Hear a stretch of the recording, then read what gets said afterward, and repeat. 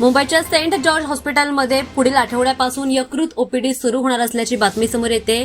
सार्वजनिक आरोग्य सेवेला मोठी चालना देण्यासाठी सीएसएमटी येथील सरकारी सेंट जॉर्ज हॉस्पिटल पुढील आठवड्यापासून समर्पित यकृत ओपीडी सुरू करते। रुग्णालयाच्या 130व्या वर्धापन दिनानिमित्त ही सुपर स्पेशालिटी सेवा नागरिकांसाठी सुरू करण्यात येते।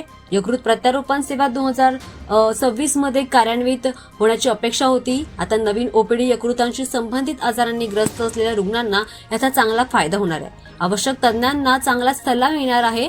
त्यासोबतच मुंबईच्या यकृतांच्या आजारांमध्ये आता सातत्याने वाढ होताना दिसते, ज्यामध्ये अल्कोहोलिक आणि non alcoholic fatty liver disease आणि लिव्हर सिरोसिस अशा गंभीर आजारांचा समावेश आढळून येतोय।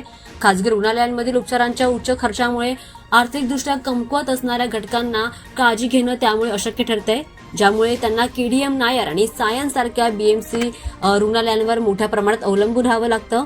सेंट जॉर्ज रुग्णालयामध्ये यकृत तज्ञ सेवा सुरू केल्याने हा भार आता मोठ्या प्रमाणामध्ये कमी होईल अशी अपेक्षा आता समोर येते। त्यामुळे याचा फायदा विशेषतः गरीब आणि मध्यमवर्गीय रुग्णांना होईल असं दिसून येतं।